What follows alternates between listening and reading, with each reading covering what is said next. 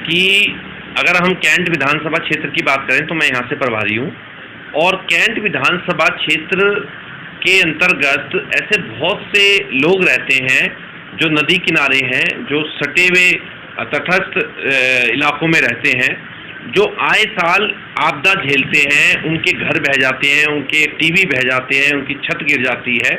इस बार भी ऐसा ही हुआ, जब रात को लोग सो रहे थे तो घरों में पानी घुस गया, दीवारें टूट गई, पुस्ते बह गए।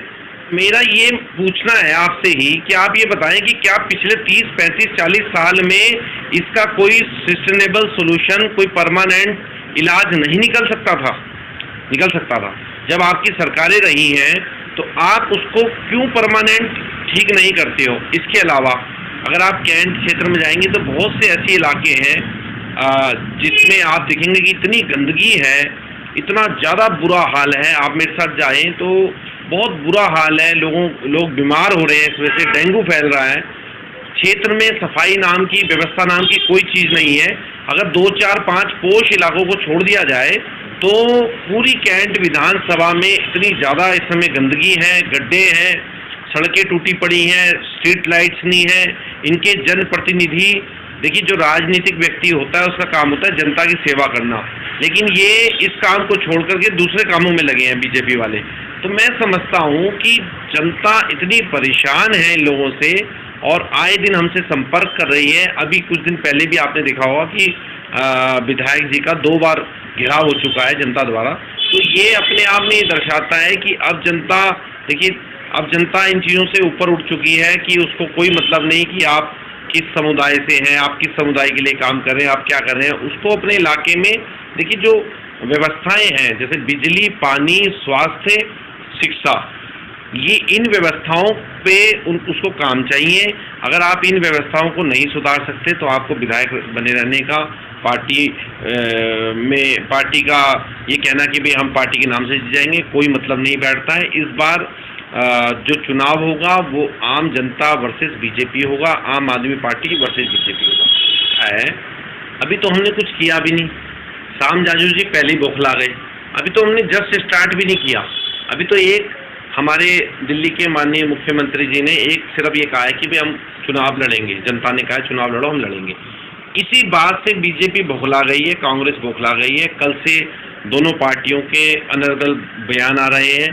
आप यहीं से अंदाजा लगा सकते हैं कि इन पार्टियों का क्या हश्र होने वाला है, कि इतनी जल्दी बौखला जाना कि सीधे उत्तराखंड प्रभारी जो श्याम जाजू हैं और बीजेपी के राष्ट्रीय उपाध्यक्ष भी हैं, तो उनका बौखला जाना, एकदम से बयानबाजी करना, इससे साफ जाहिर होता है कि कहीं ना कहीं बीजेपी को अपनी जड़ें कमज़ोर दिखाई दे रही है और बीजेपी को ये लग रहा है कि अब हमारा सफाया होने वाला है, हमारी उल्टी गिनती शुरू हो चुकी है। देखिए अगर हम उत्तराखंड की बात करें तो त्रिवेंद्र रावत सरकार हर मोर्चे पर फेल हुई है।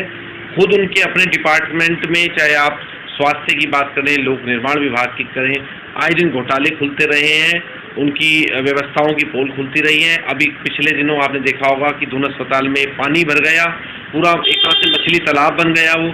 तो ये बीजेपी को समझ में आ चुका है कि अब हम जाने वाले हैं, तो इसलिए वो बौखला गई है। वोट जनता ने करना है।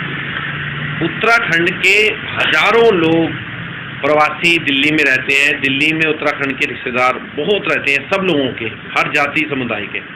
तो मैं समझता हूँ कि हमारे जो दिल्ली का मॉडल है वो उन्होंने देखा है, और दिल्ली में जो हमने विकास किया उसको देखा है, उसको जाना है।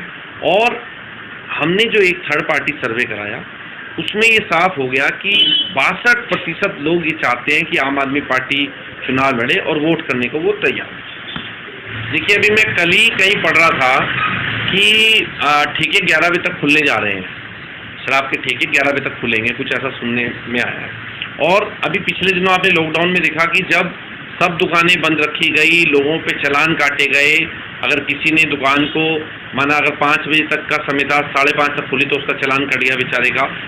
लेकिन वहीं शराब के ठेके 8 बजे तक खुले थे। देखिए शराब, ये जो बीजेपी है, ये इसका चार चरित्र है, शराब बिकवाना, शराब का कारोबार कराना। उनके ज़्यादातर लोग खुद शराब के कारोबारी हैं। महिलाओं के प्रकरण आए दिन खुलते रहते हैं। अभी इनके विधायक का प्रकरण खुला। आप ये मानिए कि भाजपा के संगठन मंत्री, अपने आप में कितना बड़ा पद है, वो खुद स्कैंडल में फंस चुके हैं, आप सब जानते हैं, पूरी जनता जानती है। तो ये बीजेपी का चाल और चरित्र का ये जो चेहरा है सामने आ रहा है और जनता इस बार मन बना चुकी है।